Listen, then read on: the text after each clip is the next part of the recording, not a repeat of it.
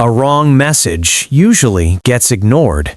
This one brought the most dangerous man in the city to a dying woman's kitchen floor.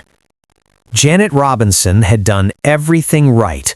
She worked hard, raised her son alone, trusting the rules she was taught would keep them safe.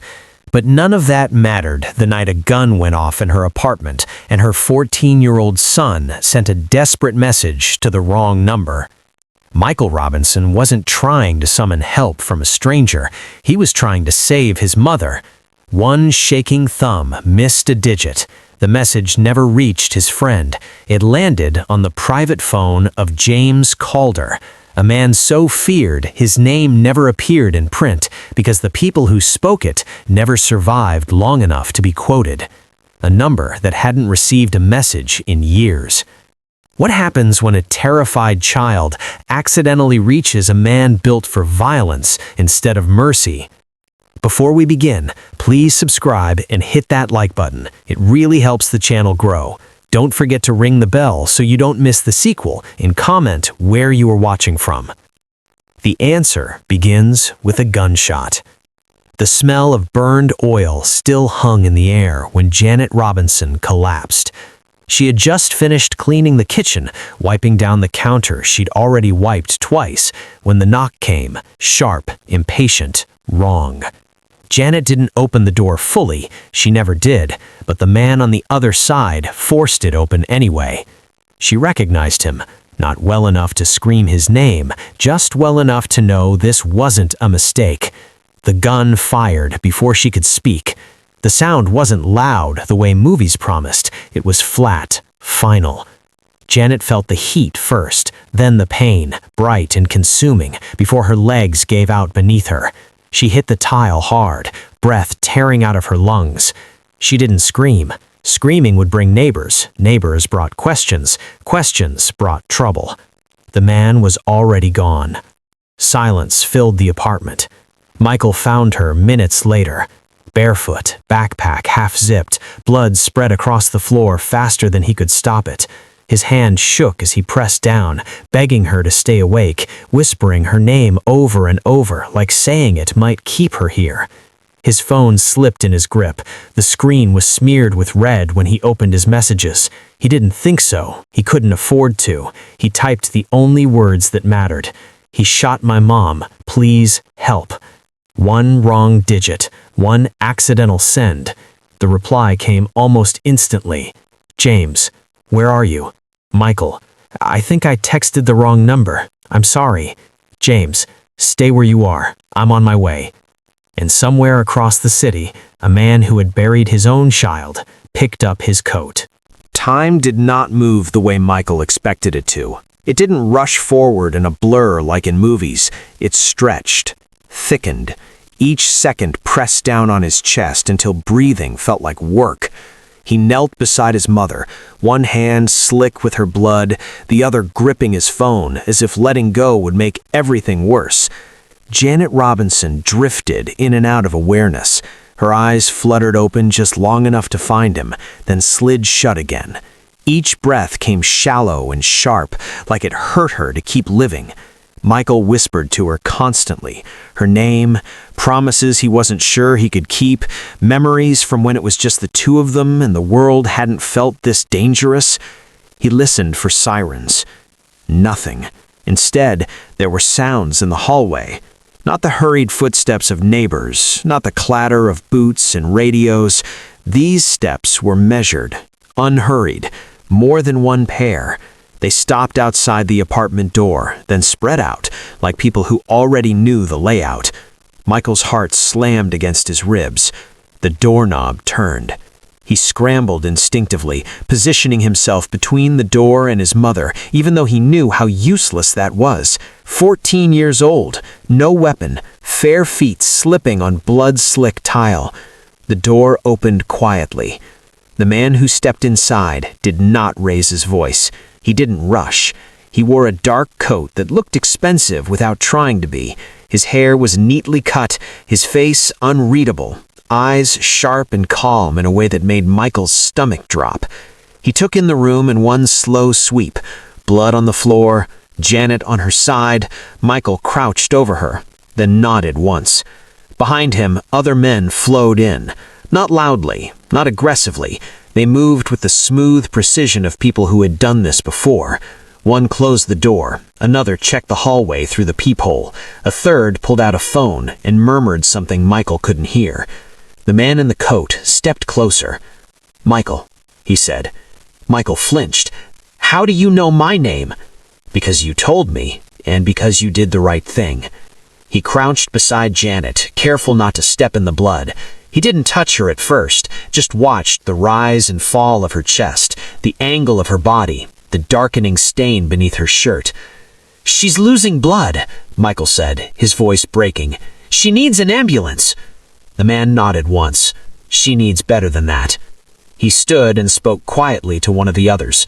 Orders were given in low tones, efficient and absolute. No one questioned him. Within seconds, the apartment shifted. Furniture was moved, lights adjusted. A black medical bag appeared from nowhere, unzipped with practiced speed. One of the men knelt beside Janet, pressing gauze to the wound, checking her pulse. Janet groaned, her eyes fluttering open again. "Michael," she whispered. "I'm here, Mom. I'm here." The man in the coat leaned down so Janet could see him. "Miss Robinson, you're going to be okay. We're going to take you somewhere safe." Her eyes struggled to focus. Who? Someone who owes the world a debt. She slipped back into unconsciousness. Michael looked up at him. "Who are you?" The man studied him for a moment, as if weighing how much truth a 14-year-old could carry. "My name is James Calder, and tonight you belong to me." The words should have terrified him more than they did. Maybe it was the calm in James's voice, or the way the bleeding had slowed under the hands of people who clearly knew what they were doing. Michael swallowed. "The police." "They won't be coming," James said, not unkindly, "and neither will an ambulance." As if summoned by the words, distant sirens wailed somewhere far away. Not close, not getting closer. James turned his attention to Michael's phone, still clenched in his shaking hand. "May I?" Michael hesitated, then handed it over. James glanced at the screen, his eyes flicking over the message thread. He froze, not visibly, not dramatically, but something in his posture changed. A tightness settled into his jaw. His thumb hovered over the number at the top of the screen. He knew that number. He had memorized it once, dialed it every night until the calls went unanswered, until the voicemail filled, until silence became permanent. James lowered the phone slowly. "How long ago did this happen?" I don't know. 10 minutes? Maybe more?" James nodded. "We'll move now." The men worked quickly after that. Janet was lifted carefully onto a stretcher that didn't come from any hospital Michael recognized. A blanket covered her, an IV was started as they moved. Michael followed, heart pounding. "Where are you taking her?" "Somewhere with doctors who don't ask questions and guards who don't sleep." They carried Janet out the door and down the hall. The building remained eerily quiet. No neighbors, no flashing lights, no uniformed officers demanding answers. Outside, a black van waited with its engine running. As Janet was loaded inside, Michael hesitated on the curb. Every instinct screamed at him to not get into a vehicle with armed strangers. Every instinct also screamed that staying behind would mean losing his mother. James stopped beside him. "You can come or you can stay, but if you stay, I can't protect you." Michael looked back at the apartment building, at the door where blood still stained the threshold, at the life he'd had an hour ago. He stepped into the van. As the doors closed and the vehicle pulled away, James sat across from him, eyes distant now, fixed on the phone still in his hand. The number glowed faintly on the screen, a number that belonged to a girl who would never answer again. James closed his fist around the phone, and in that moment, he realized exactly whose message Michael had sent. Michael woke to the sound of machines breathing for his mother. The room smelled like antiseptic and cold metal, not like a hospital, but close enough to make his heart stutter. Janet Robinson lay on a narrow bed surrounded by monitors that blinked and hummed in steady, unforgiving rhythms. Tubes ran from her arm. A bandage wrapped her torso so tightly it looked like it was holding her together by force alone. A man in scrubs, not white but black, noticed Michael stir. "She's alive," the man said, before Michael could speak. "That's the important part." Michael swallowed. Is she okay?" The man hesitated just long enough to hurt. "She survived surgery. Bullet missed her heart by less than an inch. Lost a lot of blood. Next 24 hours are critical." Michael nodded, gripping the edge of the bed. He pressed his forehead gently against his mother's hand, careful not to disturb anything. Her skin felt warm, real, for now. When he finally looked up again, the room was no longer empty. James Calder stood near the door, coat gone, sleeves rolled up, watching the monitors with a surgeon's focus and an executioner's patience. "You can sit with her, but not all night." Michael bristled. "She's my mom." "And she's my responsibility now," James replied calmly. "Those two things are not the same." Michael didn't argue, not because he agreed, but because arguing felt dangerous. Hours blurred together after that. When Janet was wheeled away to a more secure wing, Michael was escorted through corridors that felt deliberately confusing. Turns, elevators, coded doors. By the time they stopped, he had no idea where he was. The room they put him in was large, too large, a bedroom that looked like it belonged to someone important. Thick curtains, heavy furniture, a bed that could swallow him whole. A window overlooked a dark stretch of trees, floodlights cutting sharp white lines through the night. Two men stood outside the door, one inside. "You can sleep, or you can pace. Either way, you don't leave." Michael crossed his arms. "Am I a prisoner?" The man shrugged. "Depends how you behave." Later, Michael wasn't sure how much later, James came in alone. He didn't sit. "These are the rules," James said, voice even. "You don't leave this floor without permission. You don't use a phone unless one of my men gives it to you. You don't open windows. You don't ask where you are." Michael's chest tightened. "What if someone's worried about me?" "They will be. They will survive." Michael looked at him. "You saved my mom." "Yes. So why does this feel like—" He stopped himself. "Like a cage?" James finished. "Because safety always costs something." Michael clenched his fists. "I didn't ask for this." "No," James agreed. "You asked for help. This is what answered." Silence stretched between them. "Why?" Michael finally asked. "Why help us?" James studied him for a long moment. "Because the number you texted should be dead, and because your mother didn't deserve what happened to her." That was all he offered. That night, Michael slept badly. He dreamed of sirens that never arrived and doors that wouldn't open. When he woke, the guards outside his door had changed. Different faces, same guns. In the morning, James returned. They found the shooter. "Who?" James' jaw tightened. "A man named Victor Hale." Michael frowned. "I don't know him." "You're not supposed to. He works for someone who wanted your mother silent." Michael's blood ran cold. "Silent about what?" James didn't answer immediately. He walked to the window, scanned the tree line. "Victor Hale is protected," he said finally. "Not by the police officially, by people who wear power like a badge and corruption like armor." "You're saying he won't be arrested?" "I'm saying if the police touch this, your mother dies in a hospital bed and you disappear into paperwork." Michael stared at him. "So what happens instead?" James turned back to him. "Instead, justice happens quietly." Michael felt something sink in his stomach. "That's not justice." James's eyes were cold now. "It's the only kind that works." Michael looked away, fear and gratitude twisting together until he couldn't tell them apart. He wanted to believe in sirens, in courts, in consequences that followed rules, but none of those things had come last night. James moved toward the door. "One more thing," he said. "What?"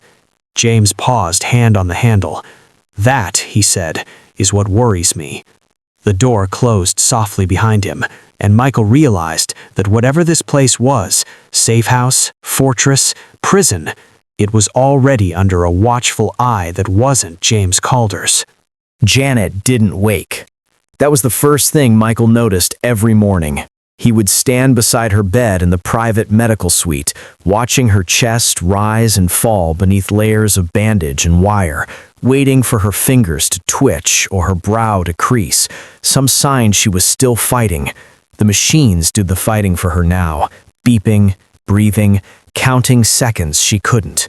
Her silence made everything louder.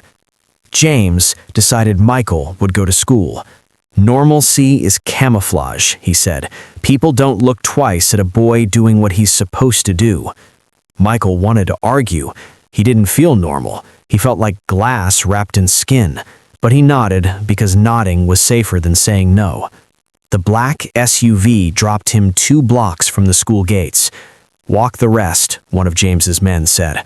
"We'll be close."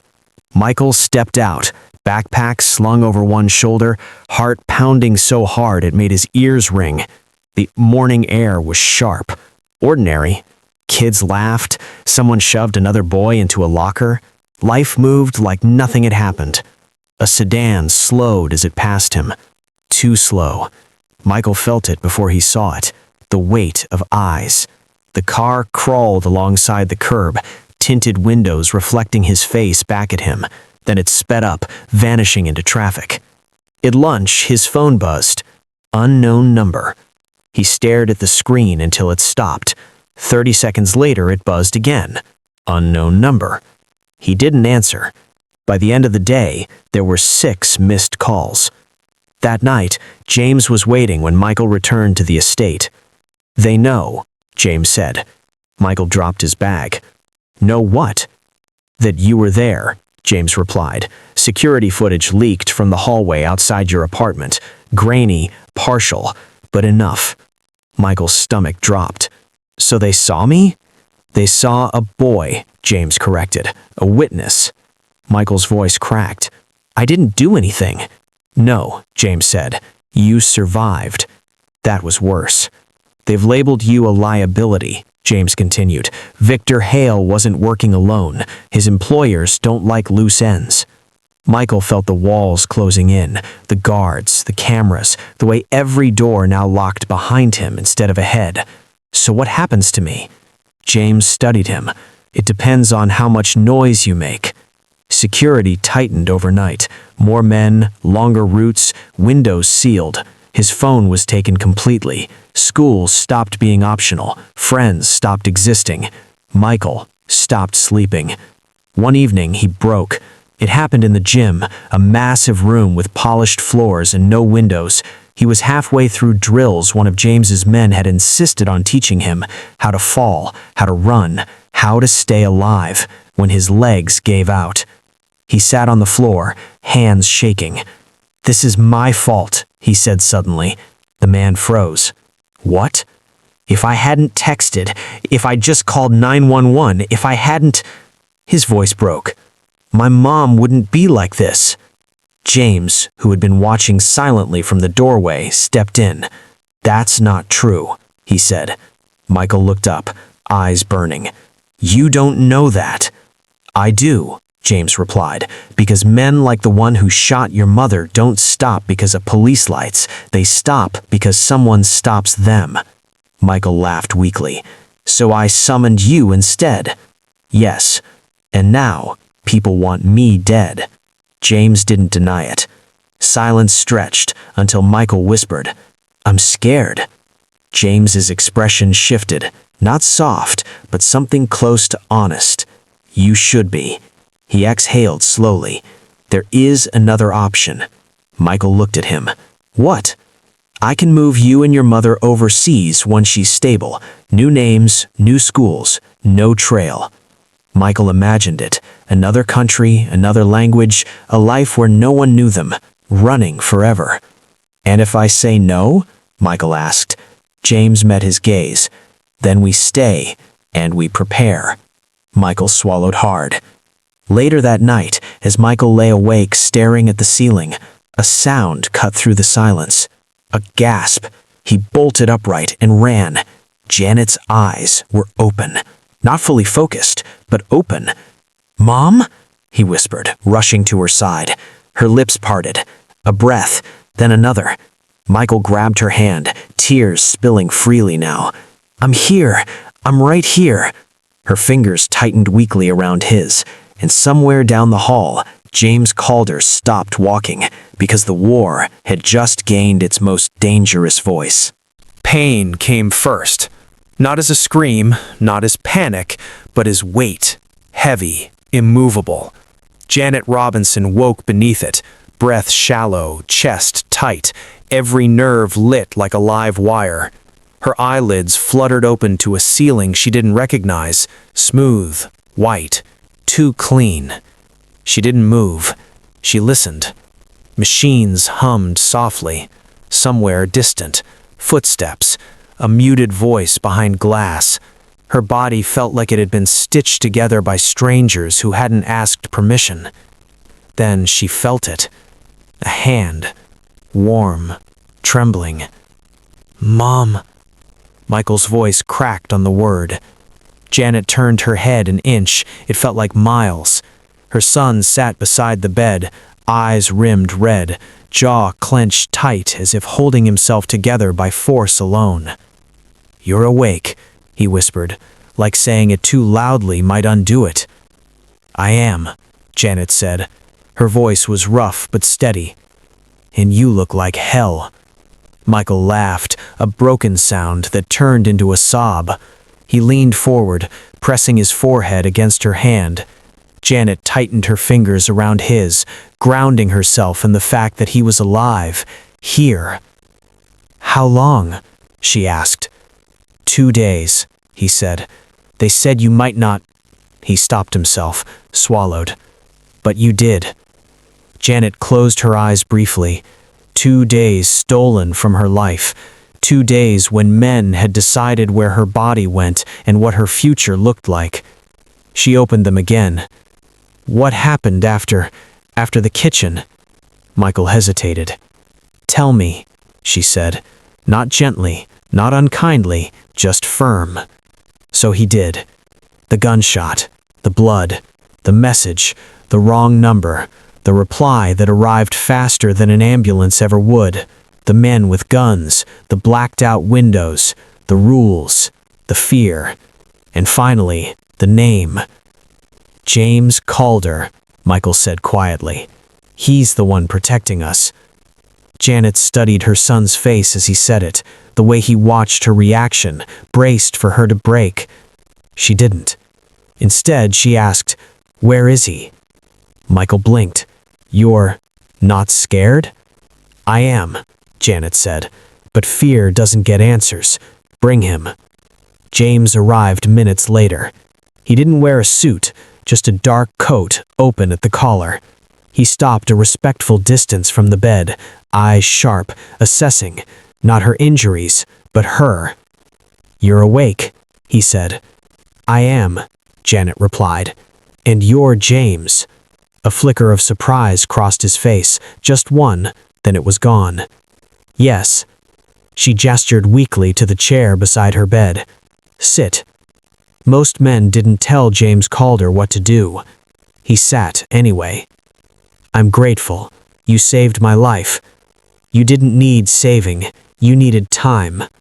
She nodded once. "Now I need the truth." James's jaw tightened. "Who shot me? Why? And why my son is being guarded like a prisoner?" Michael shifted. "Mom." She squeezed his hand. "I've got this." James leaned back slightly. "Protection requires limits." "So does justice," Janet shot back, "and I don't see any police." "No," James said calmly, "you won't." "Why?" "Because the man who shot you was protected by people who wear cleaner clothes than mine." Janet absorbed that. "You know who?" "Yes." "You know where?" "Yes." "And you're not telling me because knowledge creates leverage, and leverage creates consequences." Janet held his gaze. "Show me the evidence." No.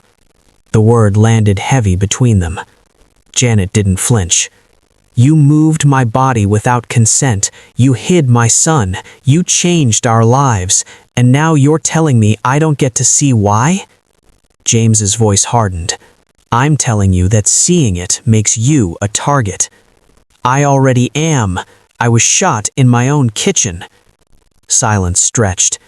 Janet studied her again, not as a patient, not as a liability, but as something else, an equal, perhaps, or a complication.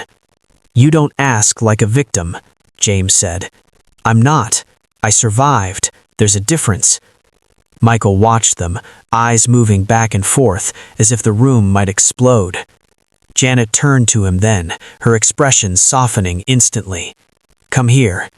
He leaned closer, and she reached up, brushing her thumb against his cheek. You did everything right. Do you hear me? Tears welled in his eyes. I brought this to us. No, she said firmly. You brought help.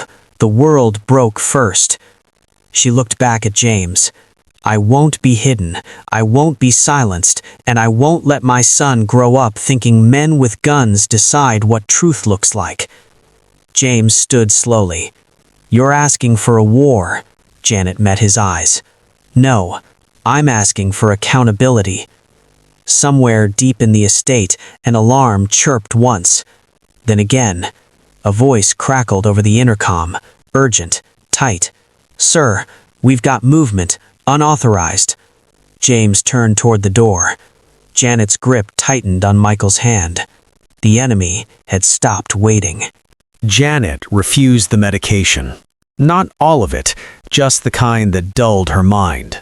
They want you to be comfortable, the doctor said gently.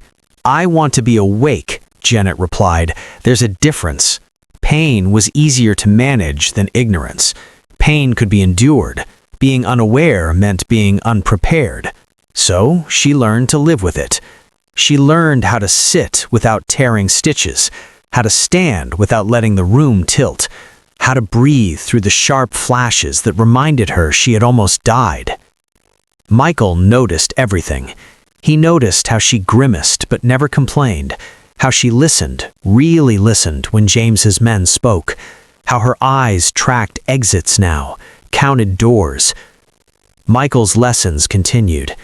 They taught him how to move quietly, how to recognize the sound of different footsteps, how to keep his head down without lowering his eyes. None of it made him a fighter, it made him a survivor. You don't win fights, one of the men told him. You avoid them. Michael nodded, memorizing every word like it might save his mother's life, because it might. James watched them both from a distance. 2 nights after Janet woke, he called them into the study. Maps were spread across the table, passports, photos, a clock ticking far too loud. I can still get you out, tonight, before they regroup. Michael looked at his mother. Janet studied the map for a long moment, then she pushed it back toward James. If we run, she said, voice steady despite the pain etched into every syllable, they win. James's eyes hardened. You don't know what winning looks like in my world. I know what losing looks like in mine, Janet replied. It looks like my son growing up afraid of shadows. Silence. James nodded once. Then you stay. The house settled into uneasy calm. Midnight crept closer. Guards doubled. Lights dimmed. The air felt thick, like the building itself was holding its breath. Janet sat beside Michael in the common room, her hand resting lightly on his shoulder. Whatever happens, she said quietly, you stay behind me. Michael shook his head. No. She almost smiled. Then the lights went out. Not flickered, not dimmed, gone. A second later, the first shot rang out. Glass shattered, alarms screamed, men shouted over each other as gunfire tore through the lower level. Move, someone yelled. Smoke poured into the hallway, thick and choking. Janet grabbed Michael's hand and pulled him down as bullets chewed through furniture behind them. Pain exploded through her side, but she didn't slow. James appeared out of the haze, firing calmly, methodically, every shot deliberate. A guard fell, then another. "Stairwells compromised," someone shouted. The building shook as something detonated below. Janet pressed Michael against the wall, shielding him with her body as smoke burned her lungs. Janet staggered, blood blooming dark across her shoulder. "Sir!" someone shouted. James waved them off, teeth clenched. "Get them upstairs!" They ran. The hallway ended in fire and smoke. Behind them, footsteps closed in. Above them, the roof groaned. Janet tightened her grip on Michael's hand. They were trapped, and the night wasn't finished. The hallway became a throat of smoke and noise. Gunfire hammered the walls, the sound so loud it felt physical, like fists slamming into Michael's chest. Plaster exploded, lights shattered, the air filled with the sharp stink of burned powder and insulation. Somewhere behind them, glass rained down like hard, cold hail. "Move!" James shouted. They moved. Janet's hand locked around Michael's wrist, pulling him forward despite the pain tearing through her side. Her breath came short and controlled, the way she'd learned to breathe when the pain threatened to steal her balance. She refused to let it, not now.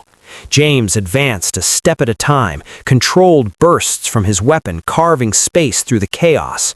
One of his men fell behind them with a sound that was half grunt, half surprise. Another dragged him out of the line of fire, leaving a dark smear on the floor. The smoke thickened, visibility shrank to a few feet. Then the shooting stopped. The silence that followed was worse. Footsteps echoed from the far end of the hallway, slow, deliberate, not panicked, not retreating, approaching.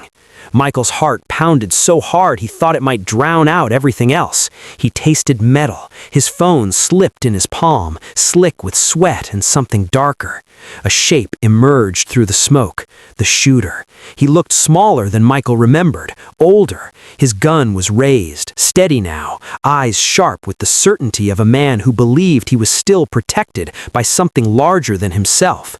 "You should have run," the shooter said calmly. "All of you." James shifted his stance, but the man's aim flicked toward Michael. Time fractured. Michael stepped forward before fear could stop him. "Don't!" he said. His voice cracked, but it was loud enough. Janet moved instantly, stepping in front of him, her back to his chest, arms spread as if her body could still be a shield. Blood seeped through her bandages again, warm and real, but she didn't flinch. "You already took enough. You don't get him." The shooter hesitated. That was the mistake. James fired. The sound was deafening in the enclosed space. The shooter's body jerked, the gun clattering to the floor as he fell backward into the smoke. He hit the wall and slid down, leaving a streak of red that seemed to glow in the emergency lighting. Silence returned, this time complete. Michael realized he was shaking. Janet's hands trembled too now that it was over. James lowered his weapon slowly, eyes never leaving the man on the floor. The shooter coughed, wet and ragged. "Don't," one of James's men muttered. "Just let him—" "No," Janet said. She stepped forward, ignoring the protest in her body. She stood over the man who had shattered her kitchen and nearly her life. "Talk," she said quietly. The shooter laughed weakly, blood bubbling at the corner of his mouth. "You think this ends anything?" "Talk," Janet repeated. He swallowed hard. His eyes flicked to James, then back to Janet. Fear finally broke through whatever confidence he'd been clinging to. "Names," he rasped. "You want names?" "Yes," Janet said. He spoke. Between breaths, he spilled everything. Contracts signed in back rooms, security firms paid to make problems disappear, officials who knew exactly which reports to lose and when. He named a councilman, a judge, a deputy commissioner. Michael felt the world tilt with every word. The shooter's voice grew weaker. "We were told the boy wouldn't matter," he whispered. "Just clean it up." Janet's jaw tightened. You don't get to decide who matters. The man tried to smile, failed. His eyes glassed over, his head lolling to the side. It was done. James's men moved in, securing weapons, checking angles. The smoke began to thin, revealing the damage. Bullet holes stitched across the walls, blood pooled on the floor, furniture shattered beyond recognition. James turned to Janet. We need to move. She nodded, but she didn't step away yet. She looked down at the body one last time, then at James. What happens now? She asked. James hesitated. I saw it, the pause of a man calculating consequences, the weight of what had just been handed to him. Janet straightened, pain etched into every line of her face, but her eyes were clear. I know what you're thinking, she said. I know what's easiest. James met her gaze. You don't understand what exposing this will do. I understand exactly, and I'm not asking. Michael looked between them, breath caught in his throat. Janet's voice was steady when she spoke again. What I demand next, she said, will change everything. The truth didn't arrive all at once. It came in fragments, names spoken too calmly, numbers recited like grocery lists, dates that lined up with memories the city had tried to forget. James's people moved through the ruined safe house with quiet efficiency, collecting phones, hard drives, ledgers pulled from hidden compartments. The evidence piled up on a long table in a room that still smelled faintly of smoke. Janet sat in a chair near the wall, a blanket draped around her shoulders. She didn't touch it. Her hands rested flat on her thighs, steady now. Her eyes followed everything. Michael stood beside her, close enough that she could feel the heat of him, his arm brushing hers every time he shifted. He kept looking at James, then back at his mother, as if waiting for permission to be afraid again. James spoke in a low voice, translating the chaos into sense. The firm uses informants to clean problems. Police reports disappear, judges stall cases, city contracts move money through shell companies. Janet nodded once. Your shooter, James continued, was protected because he was useful. Silence settled after that. Not a shock, not disbelief. Rage. It didn't scream, it didn't cry. It settled deep in Janet's chest, heavy and deliberate, the kind that didn't need volume to be dangerous. She stood. The room stilled. Even James stopped talking. Janet said, "Release it." James blinked. What? All of it, she said, her voice even. The names, the money, the contracts. Release the evidence. A few of James's men exchanged glances. One shifted his weight, uncomfortable. James shook his head slowly. You don't understand what you're asking. I understand exactly, Janet replied. I'm asking you to stop deciding who deserves protection. James stepped closer. If this goes public, the fallout won't be clean. Innocent people get hurt. Power vacuums form. Violence follows. Janet looked him in the eye. Violence already followed. Michael watched her, something changing behind his eyes. He had never seen his mother like this. Not broken, not begging, standing. You leak this, James said, more firmly now, and everything I've built becomes unstable. Enemies come out of hiding. My people die. Janet didn't look away. My people were already dying. The words landed harder than any gunshot. James exhaled slowly. The system doesn't correct itself. It adapts. The same men will rise again under different names. Janet took a step forward, ignoring the pain in her side. Then we make it harder for them. We make them afraid of the light. She gestured to the table. That evidence doesn't belong to you. Then who does it belong to? James asked. To the people who never got a choice, Janet said.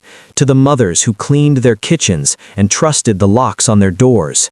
To the kids who learned too early that doing everything right doesn't protect you. Michael swallowed.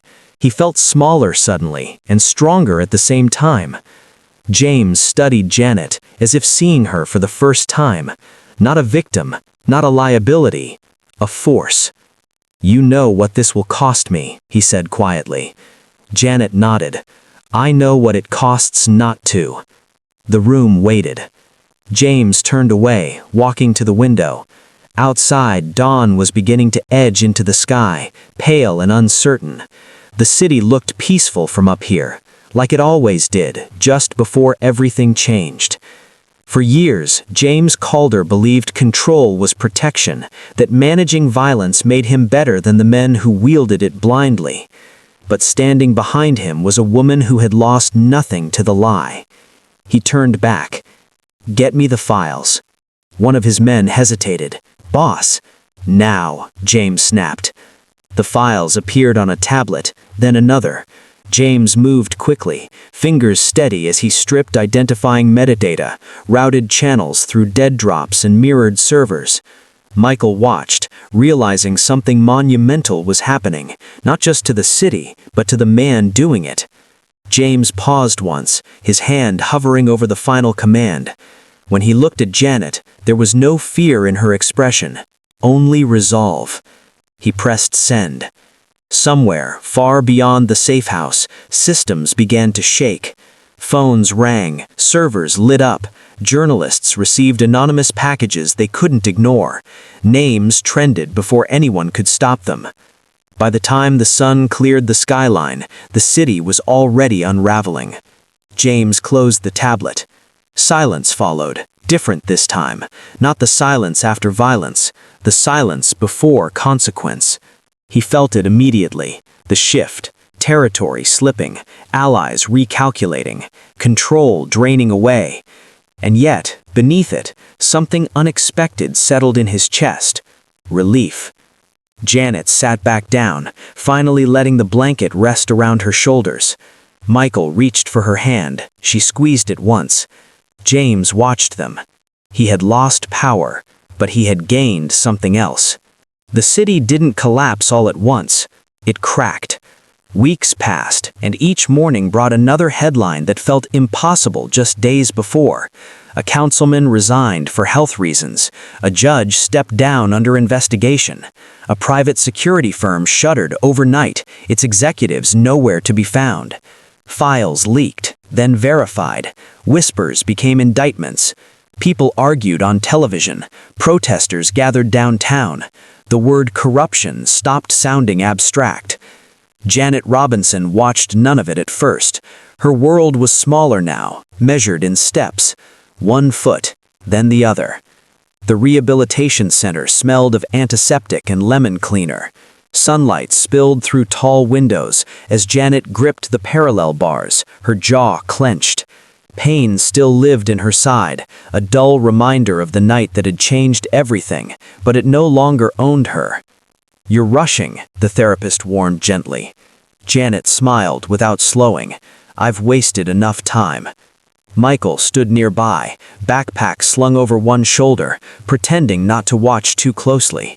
He was taller than he'd been weeks ago, or maybe he just carried himself differently. The shadows under his eyes had faded. He laughed more easily. Sometimes, when he forgot himself, he laughed loudly.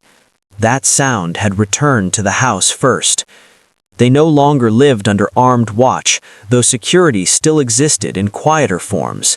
Neighbors who looked out for them, phones that rang when they didn't expect them to. Protection without walls. Janet took another step, then another. When she finally released the bars and stood on her own, Michael clapped before he could stop himself.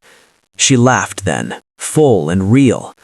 Across the city, James Calder read the news in silence.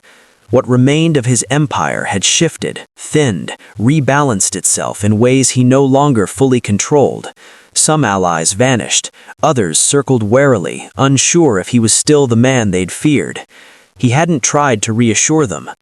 On a gray afternoon, James Calder arrived at Janet's house alone. No guards, no convoy, just a man in a dark coat standing on a quiet sidewalk. Michael spotted him first through the window. His shoulders tensed, instinct still sharp. The truth didn't arrive all at once. It came in fragments, names spoken too calmly, numbers recited like grocery lists, dates that lined up with memories the city had tried to forget. James's people moved through the ruined safe house with quiet efficiency, collecting phones, hard drives, ledgers pulled from hidden compartments. The evidence piled up on a long table in a room that still smelled faintly of smoke. Janet sat in a chair near the wall, a blanket draped around her shoulders. She didn't touch it. Her hands rested flat on her thighs, steady now. Her eyes followed everything. Michael stood beside her, close enough that she could feel the heat of him, his arm brushing hers every time he shifted. He kept looking at James, then back at his mother, as if waiting for permission to be afraid again. James spoke in a low voice, translating the chaos into sense. The firm uses informants to clean problems. Police reports disappear, judges stall cases, city contracts move money through shell companies. Janet nodded once. Your shooter, James continued, was protected because he was useful. Silence settled after that. Not a shock, not disbelief. Rage. It didn't scream, it didn't cry.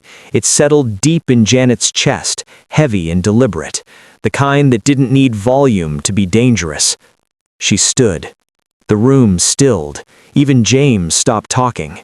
Janet said, "Release it." James blinked. "What?" "All of it," she said, her voice even. "The names, the money, the contracts. Release the evidence." A few of James's men exchanged glances. One shifted his weight, uncomfortable. James shook his head slowly. "You don't understand what you're asking." "I understand exactly," Janet replied. "I'm asking you to stop deciding who deserves protection." James stepped closer. "If this goes public, the fallout won't be clean. Innocent people get hurt. Power vacuums form. Violence follows." Janet looked him in the eye. Violence already followed. Michael watched her, something changing behind his eyes. He had never seen his mother like this. Not broken, not begging, standing. "You leak this," James said, more firmly now, "and everything I've built becomes unstable. Enemies